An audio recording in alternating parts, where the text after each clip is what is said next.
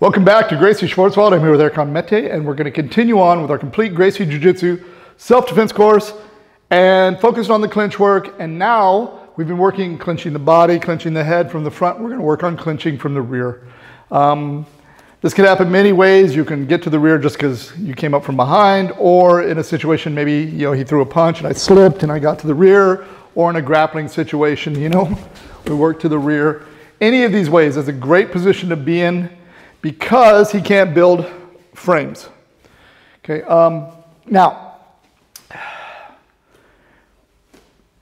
there's going to be some differences. When I clinch the body from the front, okay, I want to get my hips in close. Any space between our hips, and I'm going to lose that hold. Okay, that's the battle, right? When I get in here, if he's able to make space, I lose the hold. The opposite kind of is in a sense from the back, right? Is I want to move my hips away from him, and then I want to bring his hips to me because I want to keep him bent over. Remember, one of his main escapes always is to make my structure big, right? So if I'm here from the front and you move your hips away, break the hold. If I'm from the back and you walk your hips away, he breaks the hold. Okay? So ideally, I want him here, so it's harder for him to walk his hips away to break the hold. Okay? So when we come from the rear clinch, I don't want to stand directly behind him. I want to be a quarter off to the side, one way or the other. Okay? So let's say he's here. I'm going to be slightly off to the side, not on to the side this way, but a little bit to the side. Now remember, if I'm on one side, I want to look the other way, because otherwise I'm going to be off balance. Okay, so when I grab, I want to move my hips back, pull his hips to me, keep my head tight. That's just the kind of general position. Okay, now notice, let's turn this way. This foot is going to be outside his foot and relatively close. This back foot is going to be back. So it's like we're drawing a triangle on the ground. Very important that this leg is not between his legs, because he's going to be able to start to attack it. Or that this leg is really close. Let me turn you this way. Or that this leg is really close where he can attack it. Okay? Not to mention there's, any number of crazy moves he might be able to do. So I want to keep this foot outside his foot and this foot back. Now, let's talk about the grip. We covered before the 3 different grips. This grip, when I have the rear, from the front I can use whatever grip I want. From the rear, I want to use the S grip, and only the S grip. And when I do this, I tuck my thumbs in. In class, in a tournament, it's not that big a deal. You can use whatever grip you want. But if I grip like a gable grip, I'm giving him 8 fingers to start to break. If I come here, I'm giving him 4 fingers to start to break. Okay? And, I can't scream, oh, that's IBJJF illegal in the middle of a fight. So I'm going to make an S grip, lock my thumbs in. So now if he tried to get to my thumbs or my fingers, there's nothing really to hold on to. Also, this gives a little bit more stretch. So you can play a little bit more, moving your hips away and pulling him in. Now, the other thing is I'm off to the side, like I said, just a little bit. Where do I lock my hands? I want the arm that's around his body. Again, this is the way I do it. Okay? I'm just teaching you. I never say the way I do it is right or wrong. I just want you guys to understand the reason and what I think are the pros and cons. Okay? You can do it the way you want. But I take this arm and I put it down, palm down. So that the bone, inside bone, is going to be driving into his stomach. I don't want to be up here at his ribs, and I don't want to be down at his hip bone. I want to be right in the soft spot. And I want to lock my hands not in the middle of his body. I want to lock the hands just on the hip bone. Okay? So I said I'll be a little bit up. Actually, I drop my hands, just my hands, so it's right on his hip bone. You should feel almost the curve of his hip bone right where you lock your hands. This way. Okay? The reason being is if I lock my hands in the middle, and maybe he's sweaty or I haven't got a good space, spin to face me, he might be able to spin to face me. Okay? But when I lock the hip bone, turn to face me, one way or the other, here. Okay?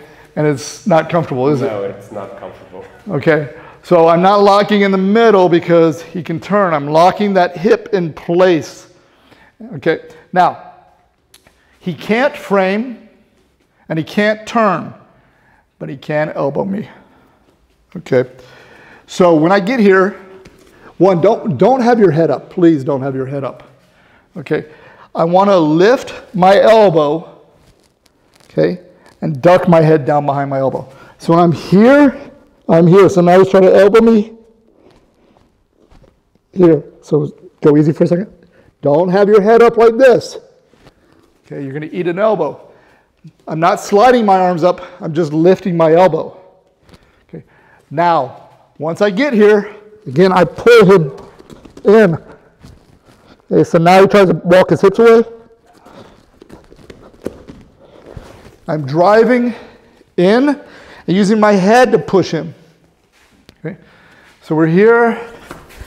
All right, come here. He tries to elbow me. He tries to turn. And then we can work into whatever takedown we want. You can feel the pressure, right? I can feel the pressure. It's not just kind of, when you practice, guys, we say this all the time, you practice, you're going to fight like you practice. That's not true. You're going to fight much worse than you practice. So that's why I tell you guys to always practice getting to the right position. I don't want to go kind of real sloppy fast and kind of hold on badly, and there's no point in training like that, okay? Make sure when you train, you get the right position, everything is right, and then you add power, okay? Just like I don't come in and he throws a punch and I cover and I go, okay. Because just because I got to the clinch, is the fight over? No. I tell you guys, what is the most important thing when you clinch someone? Holding the clinch. Keep the clinch, right? Now, again, keep a clinch.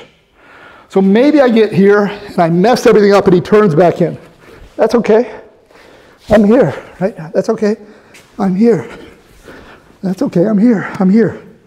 You want to be able to flow from one to the other, but I don't want to flow because I can't hold on to a move. The same way on the ground, I see guys jumping all around because they can't pin anybody, right? You want to be able to pin someone, control them, and then if they escape, you're into another control. Or if you decide you want to move for a particular reason, not just because moving looks cool, okay? This is one of the most important self-defense positions because often in a fight, you will end up behind somebody, okay? If you don't get knocked out right away, they don't get knocked out right away. He's a black belt now under Hoyes. Had a friend of mine, he told us, just training jiu-jitsu maybe 6 months. He was at a party and the guy wanted to fight him to test. And the guy threw the punch and every time he just slipped, took him down. Let's do it again. Slipped, took him down, slipped, like did it 4 times. It was finally like, dude, I'm not gonna do this anymore, right? And I proved my point. But he's like, it was that simple, right? So practice this.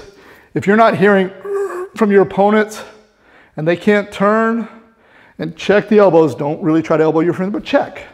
You know, you don't want to do all that beautiful work and then get knocked out with an elbow. Really powerful position. Practices.